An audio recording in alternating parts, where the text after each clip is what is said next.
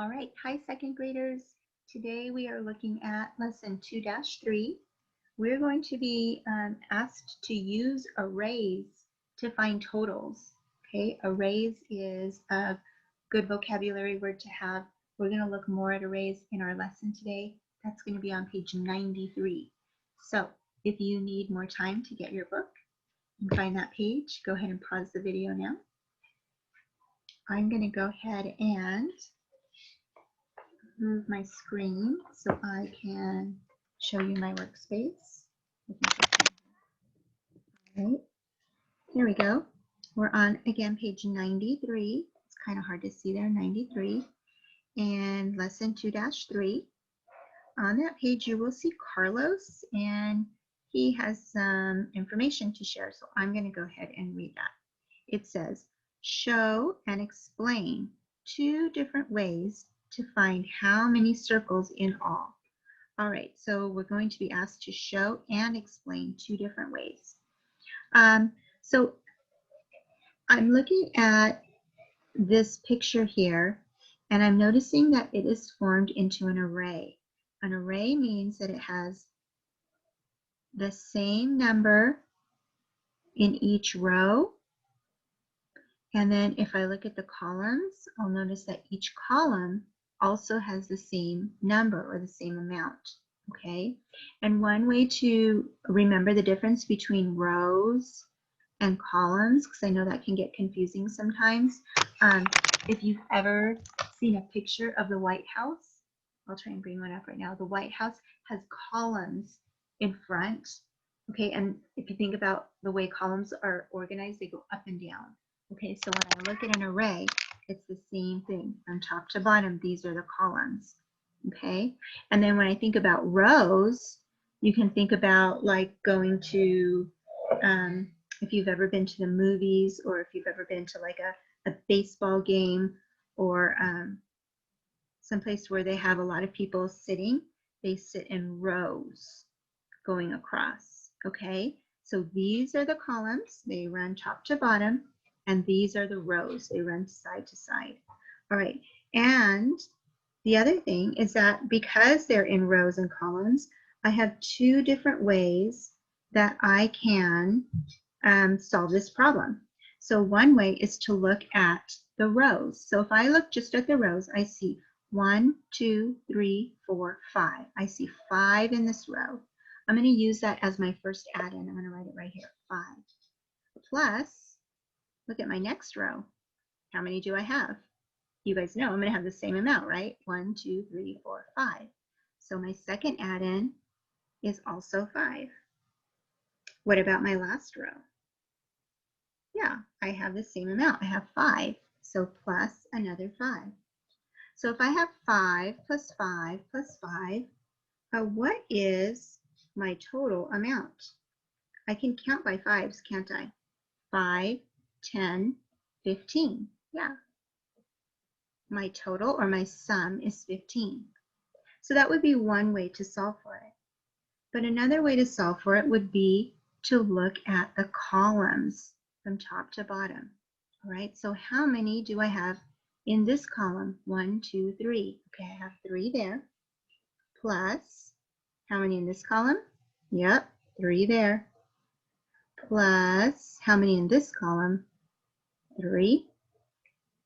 Plus, oh, here's 3 more. And I have one more column, don't I? Yep, and that's also 3. So in this way of solving, my equation would say 3 plus 3 plus 3 plus 3 plus 3.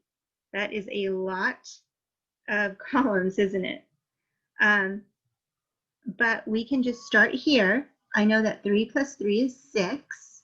Okay, so I have 6 here. You know what? I'm just going to go ahead and draw a 6 here. Sorry, looking upside down and backwards. Okay, so I have a 6 here. And then I have another 3 plus 3 over here. Okay, so it's another 6. So I can say 6 plus 6, and then I have one more 3. Well, you guys are pretty good at doubles now, aren't you? So you know 6 plus 6 is 12, Plus, if I add 3 more, I could put 12 in my head and count on 3 more. Let's do that together. 12, 13, 14, 15. That's right. I have, hey, look at that. 15. I have the same sum in both cases, don't I? Yeah. Okay. And then, guys, I just wanted to show you real quick, just in case you were having trouble visualizing it in your mind. There's a picture. Do you see the columns in front of the White House? Yeah. See how they run up and down? Those are columns. So that's a little visual to help you remember the difference between rows and columns. Okay. All right. So if you need more time with this page, then you can go ahead and pause the video now. And then we are going to go ahead and look at the next page together. So here's Carlos, and you'll notice he has strawberries up here in the boxes. And he says, you can model repeated addition with an array. Okay, so here's his strawberries, and notice that they are in an array, right? There's rows and there's also columns. He says arrays have equal rows and each row has 3 strawberries. Did you see that? There's one row, and we can go ahead and trace that to show the row. And then here's the second row. So I'm going to go ahead and trace that one, and you can do the same in your book, okay? Arrays have equal columns.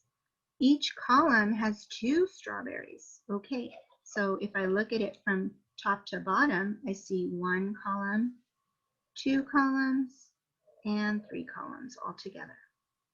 All right, Carlos asks us to write 2 equations that match the array. So if we go by rows, like this, we would have 3 because there's 3 strawberries in the first row, plus 3 because there's 3 strawberries in the second row. Okay, and what does that give us? That's a double, we know, right? 3 plus 3 gives us 6. Now, if we chose to do the equation by columns, I would have 2, okay, plus, how many are here? 2, right? Plus, how many are here? 2. All right, so I have a 3 add-in equation. Well, I know 2 plus 2 gives me 4, right? That's a double that we know. And then 4 plus 2 more would be 6, right? I could just put 4 in my head. 5, 6, if I wanted to double check. Good. So either way, whether I added by rows or by columns, my answer, are you noticing that, stays the same. All right, that's important to observe. Okay, so let's go ahead and go on to the guided practice. It's asking us to write 2 equations that match each array. So we're going to be writing one equation by rows and another equation by columns. So let's go ahead and look at the first one, number 1, and they're showing us apples there. If I go by rows, I see 2 rows. In my first row, I have 1, 2, 3, 4. So they wrote 4. Plus my second row, 1, 2, 3, 4. Okay, and that is a double that hopefully we have in our long-term memory. 4 plus 4 equals, you got it, 8. Okay, now I'm going to write an equation by columns. And remember, columns go top to bottom. So in my first column, yeah, I have 2 plus, here's another column, 2 plus, oh, here's another column, 2 plus, look, I have one more column, 2. Okay, all right, so now I have 4 add-ins, but we can just take it in small pieces. What's 2 plus 2? You guys know that. 2 plus 2 is 4. So I'm going to write it just under here, 4. These are 4. And then look, here's another 2 plus 2. So that's another, you got it, 4. So now I can just add 4 plus 4, right? And that gives me a total of 8. 8 is my sum. So look, whether I did it by rows or by columns, I have the same sum. Okay? All right, we're going to try one more in our guided practice. And this time we have an array of, gosh, what do you think those are? Maybe lines? Maybe lines. Okay, so first we're going to do our equation by rows. So remember, rows go side to side. So here I have one row of 1, 2, 3, right? So I'm going to write 3, and you can do that too. Plus, all right, here's another row of 3, all right? And finally, yep, another row of 3. 3 plus 3 plus 3. All right, so we're going to break it down again, boys and girls, and we know that 3 plus 3, that's a double we know, right? 3 plus 3 is 6. So I'm going to go ahead and put a 6 here. And then I have 6 plus 3 more. So I can put 6 in my head and count on 3 more. It sounds like this: 6, 7, 8, 9. Okay, so I have a sum then of 9.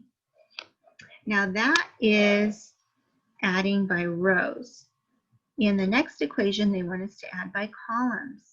Okay, so that means we're going from top to bottom. So in my first column, I have 1, 2, 3, 3 again, plus my second column. Oh, look at that, guys. I have another 3, right? And I have a third column, and that also has, yeah, 3. Did you notice something? Yeah, my rows were the same as my columns in this case.